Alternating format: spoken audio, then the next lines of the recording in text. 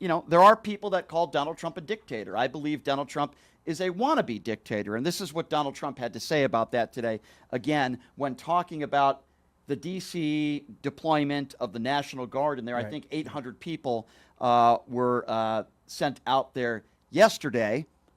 And Donald Trump is now speaking out to those people that are like myself, that are calling him a dictator. Here's what he had to say about that. We're going to fight crime. That's a good thing. Already they're saying he's a dictator. The place is going to hell, and we've got to stop it. So instead of saying he's a dictator, they should say we're going to join him and make Washington safe. But they say he's a dictator. And then they end up getting mugged, and but the stats are very bad. But we're going to, I think we'll actually get Democrat support. I really believe they can't do this one too. No, I don't think you are. By the way, just because somebody gets mugged doesn't mean that you should defend sending in the National Guard. Number two, the numbers are not terrible. Now, one crime is one too many, but Leonard, you've been in law enforcement. The numbers in D.C. have been drastically going down. Crime as a whole down 8%. That's not a made-up statistic. You could look that up. And violent crime down as high as 26%, the lowest it's been since the 1960s in D.C. Could it be better? Sure, it could be better in any city. It's lower year after year either. Right. From 23 to 24, 24 to 25, it's going down. And I worked in a police department for 25 years, and it's very unusual. Those kinds of numbers are not common. They're happy with 2 or 3% year to year, and they're in the 20s and 30s. That's just incredible. So why do you think he's doing this? Well, I think it's the long game. I know that they don't talk about this a lot, and every city has a beautification team, and they have a streets department, and they have traffic engineering. They can clean it up. They might need a little help with the homeless because there's just so many of them, but so far he won't tell anybody where he's putting these people. But what I believe is the long game is a lot of times dictators and authoritarians in other countries, Middle East, for example, they build this big palace and they surround it with walls and gates and guards. They always have a military guard, and they have lots of police. Now, what happens if he's not happy with the midterms? Or better yet, what if he's not happy with 2028? And he completely shuts down that area. And like Bill Maher said years ago, and people didn't listen, he said he's not going to leave. Once he gets in there, he's not going to leave. So is it really the long game? Because a lot of people think this is just a distraction, the whole beautification. You can do that to a city without bringing in the military. You don't need the military. He's complaining about the the traffic lanes and the curbs. You don't need military. No, it's all nonsense. And so then, you think it's a long game? I think it's a couple different things. I think number one, he's trying to get people to stop talking about Epstein.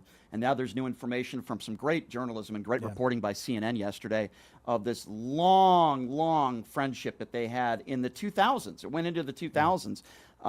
And more information about how close they were. And I think number one, he's just trying to get people to stop talking about the Epstein files, which clearly he's a part of, and the fact that Maxwell's going to be out soon on a work permit. I think the deal's already made. Yeah, so he wants people to stop talking about that. So I think that's number one. I think number two, this is him just sticking out his chest, wanting to appeal to his base and be Mr. Tough Guy. I really don't think he's taking it really any further than that, and I also don't think that it's some sort of, what's the word I'm looking for, that it's a coincidence.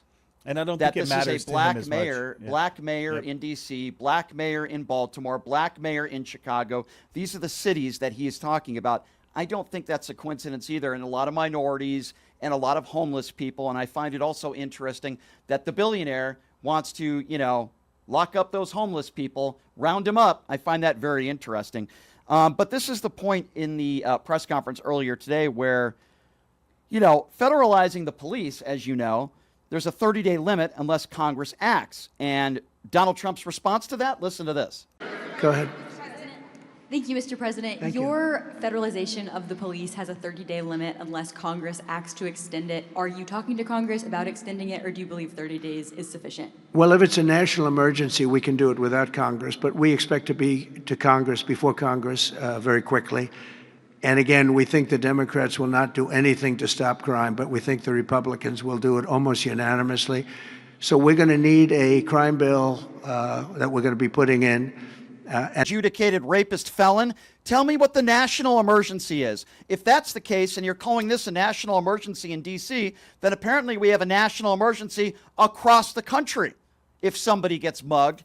And it is interesting because when you look at some of the more serious crimes that took place and one of the biggest events, that would be under Donald Trump's watch in D.C. That would be called January 6th, where he didn't call in the National Guard. And then afterwards, they blamed Nancy Pelosi, which didn't have the authority to do so. It was Donald Trump that had the authority to call in the National Guard, and he just did it here. But where are all those MAGA idiots out there that were saying, it was Nancy Pelosi, they didn't call in the National Guard? 1,500 of them went to jail, but you know where they are now? Yeah. They all got out. And there are rumors, and I don't have any proof of this, but the rumors are many of them have become ICE agents. Oh, I believe that. They have qualified, and that's why they're wearing the masks, because they don't want the publicity. Who wears a mask in America and goes out and arrests people and will not identify themselves? Exactly. Those are very bad Yep. people. I have no doubt that that's the case.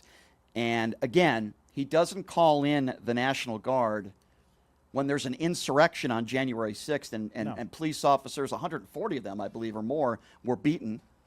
He doesn't call in the National Guard then when he had 4 hours to do something and he did nothing about it. But he calls in the National Guard to round up some homeless people in D.C. And then Jeanine Pirro saying, well, you know, tell the families of these victims of these crimes in D.C. Okay, well, we can make that case for every city in the country. You're not making a valid argument there. There's crime, sadly, all over the country. There's crime where you worked for 20 years. I've dealt with homeless people for my entire career. We actually got them jobs at the local car wash, at the local grocery store. And there's something about these types of people. Usually it's something that happened in their life that was emotional, or, you know, something happened in their brain. And we would get them jobs. They would collect one paycheck, and then we'd go and check with the owner. And they said they left after the first paycheck and never came back. So they're not the kind of people where you can just lead them into a good situation and just leave them there. Yeah, and by the way, a lot of these people are severely mentally ill. So for these jackasses in the White House right now to say, well, if they're not willing to go to a shelter, then we're going to arrest them. These people have addictions, whether it be drugs or alcohol. Many of these people are mentally disturbed and mentally ill, and they need help. And Republicans are the party that keep taking away money that is allocated to help people with mental illness. And now all of a sudden Donald Trump is making the case, well, we'll give them help if they need help. Really? Where's that money going to come from? Republicans are the ones that continue to vote against bills to help people that are mentally ill. We hear the same thing after a mass shooting. We hear, oh, well, we need to help people that are mentally ill, which is the party that is not allocating the necessary funds to help people that are mentally ill. So what are you going to do with all these people? You're going to round them up. A lot of these people are mentally ill. Same old story, Brian. Yeah, a lot of these people are not going to want to go to the shelter, so you're just going to throw them in jail. That costs the taxpayer more money. This is the rich blaming the poor for not being rich enough. That's just my opinion. That's exactly what it is. I agree with you. And it's as old as it's been happening since the beginning of time. And this is Donald Trump blatantly lying now to the American people when it comes to the numbers in Washington, D.C. Every single category, whether it be violent crime, carjackings, robberies, assaults, every single number over the every single category. Yeah. And by the way, I'm not exaggerating. Literally, every category has gone down in the last year to 2 years. But here is Donald Trump lying to his idiots in his base. Listen to this. You know, we've worked with the mayor for 6 months, and she's been here for many years. And the numbers are worse than they ever are. Don't let anyone tell you they're not. And the whole statistical charts that they made, the whole thing is a rigged deal. They got rid of the guy because he didn't want to do the numbers the way they wanted to, and they put their own numbers out. They said it's the best in 20 years. No, it's the worst in 20 years. But senile felon. Gaslighter. Lying to the American people. The numbers are the worst they've been in years. Let me repeat. Violent crime in D.C. is the lowest it's been since the 1960s. Literally, every category of crime, burglaries, assault, you name it, across the board, sexual assault, you name it. One is too many, don't get me wrong. But every category in the last year, a year ago today, the numbers have dropped, some more than others. This is not a national emergency. There is no excuse for calling in the National Guard. Donald Trump, Jeanine Pirro, Pam Bondi, Pete Hegseth, and all these imbeciles are going to realize that they're not going to be able to handle all He the created homeless his people. own national emergency, which Yeah. there is no emergency. Yeah, the emergency Just so is- he could use the emergency powers and try to justify it. The emergency is make sure all my right-wing idiot followers. Why do the MAGAs think it's okay? Why?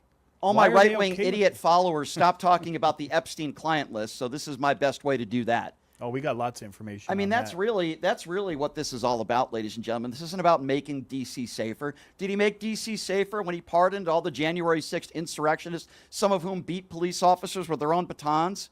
Really? Did he make it safer for the American people when he decided to pardon Enrique Tarrio, who was convicted, I think, 22 years in prison for seditious conspiracy? Really? Is he making it safer for America when ICE agents, alleged ICE agents across the country, are not identifying themselves and throwing people to the ground? Is he making it safer for America? Is that making things safer? They love him. I don't know why. I can't explain it. It's insane. Yeah, I think there is a touch of psychological mismanagement in their emotion and their mentality, because I can't see how anyone in America would support someone who does that. And I think it's a long game. I think he doesn't care whether or not he wins in 2028.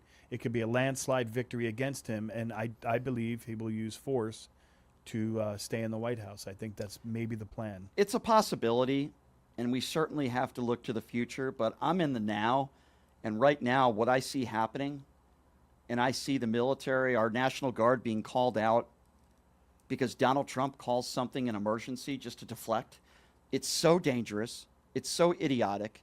By the way, the National Guard not used effectively really at all in L.A. Local law enforcement there, they said They we just need stood them. there. They just stood there. They didn't have a place Show to of sleep. force. You know, Yeah, it was a that's joke. what he was doing. This is exactly what's going to happen in D.C. And correct Well, me. Mike Johnson sends everybody home in the Congress for 30 days, for vacation. So will there even be enough time for Congress to come back into session, put that bill on the table, and try to pass it? But what I believe he's going to do is say that he's going to have someone create a fake emergency, and he's going to go past the 30. He's just going to leave them there. That's what I think. I actually agree with you. I think he's going to do that as well, Casey. What did Donald Trump talk about? Well, he talked about bringing in the National Guard in D.C., and we're going to get into why they claim they're doing it and why it's a lie. So the press conference started earlier today where Pete Hegseth took the microphone, the woman-abusing drunk. No, I'm not talking about Jeanine Pirro, believe it or not. I'm not talking about Judge Jeanine. I'm talking about Pete Hegseth. There's plenty of them in Donald Trump's administration. Here is Pete Hegseth talking about bringing in the National Guard and special units into D.C. Keep in mind, by the way, that the D.C. mayor and all local police there haven't even been notified about this. And here's Pete Hegseth, the Secretary of Defense, talking about it. And at your direction this morning, we've mobilized the D.C. National Guard. It'll be operationalized by the Secretary of the Army, Dan Driscoll, through the D.C. Guard. You will see them flowing into the streets of Washington in the coming week. At your direction as well, sir, there are other units we are prepared to bring in. Other National Guard units, other specialized units. They will be strong, they will be tough, and they will stand with their law enforcement partners. This is nothing new for DOD.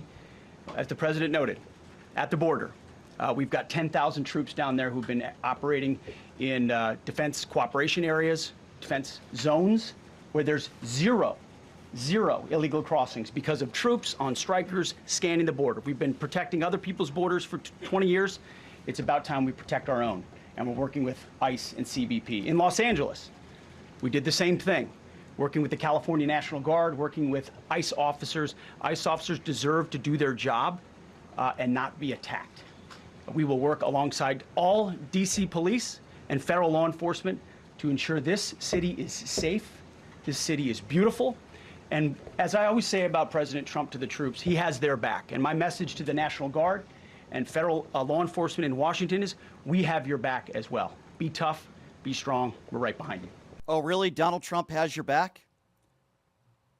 He only backs the blue when it's convenient for you guys. But if you beat a cop on January 6th, somehow that makes you a patriot and a hostage and you get a pardon. He backs the troops? Is that a joke? The draft-dodging coward himself backs the troops. By the way, how did that work in L.A.? You had a bunch of people that were deployed to L.A. Nobody said they should have been there. Local law enforcement said they shouldn't have been there. Local politicians said they shouldn't have been there. You had a couple blocks where there was some violence, and local law enforcement said they had it under control and they were taking care of it. There was no communication there. You had a bunch of troops that came in there. They had no place to sleep. They have no hotel, no room to sleep in. They were sleeping in offices. They had no food and no communication. This is exactly what's going on in D.C.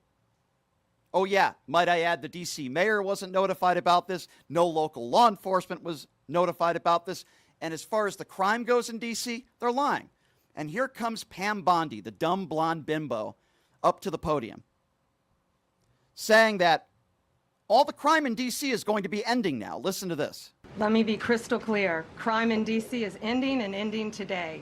We are going to use every power we have to fight criminals here. President, thank you for caring about our capital. Mr. President, thank you so much. I'm going to wear the Donald Trump knee pads again, and I'm going to do anything you tell me to do. Thank you so much, Mr. President. You deserve the Nobel Peace Prize. Give him another Purple Heart. Thank you so much, Mr. President. I mean, what an embarrassment this entire administration is. Pam Bondi being right at the top. My goodness gracious, she wears the knee pads 24/7. What is she talking about? There's going to be no crime in D.C. now? Probably the dumbest statement I've ever heard in my life.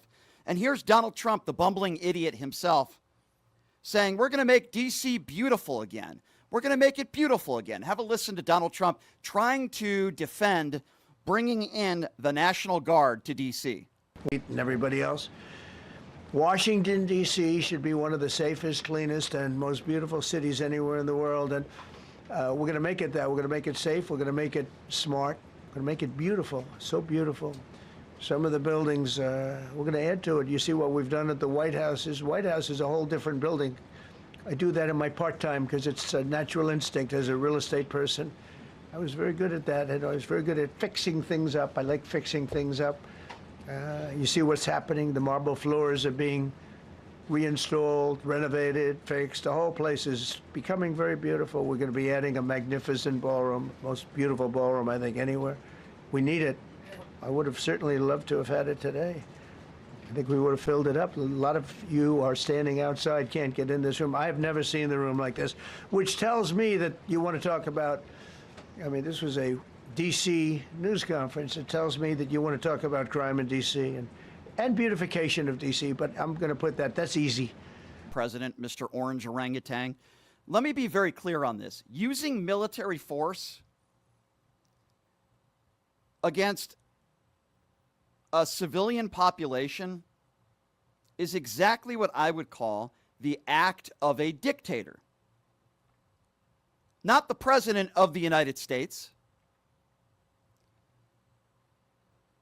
Donald Trump's actions to declare a public safety emergency against many of these individuals that are homeless and personally attacking them is beyond inhumane, it's repugnant, and it's disgusting. And that's exactly what Donald Trump is doing. Oh, yeah, by the way, crime has been dramatically down in Washington, D.C. In fact, violent crime, the lowest it's been since 1966. You would think that would be something that we would all celebrate. But Donald Trump is making the case that this is some sort of war zone, and it's not. Now, is Washington, D.C. perfect? No. Is there crime in D.C.? Yes. Pam Bondi suggesting that now there's going to be no crime is beyond idiotic and ridiculous. But for the most part, crime in D.C. down 25-26% the last 2 years. So there's any kind of excuse or any type of example they could come up with for reasoning as to why they are doing this.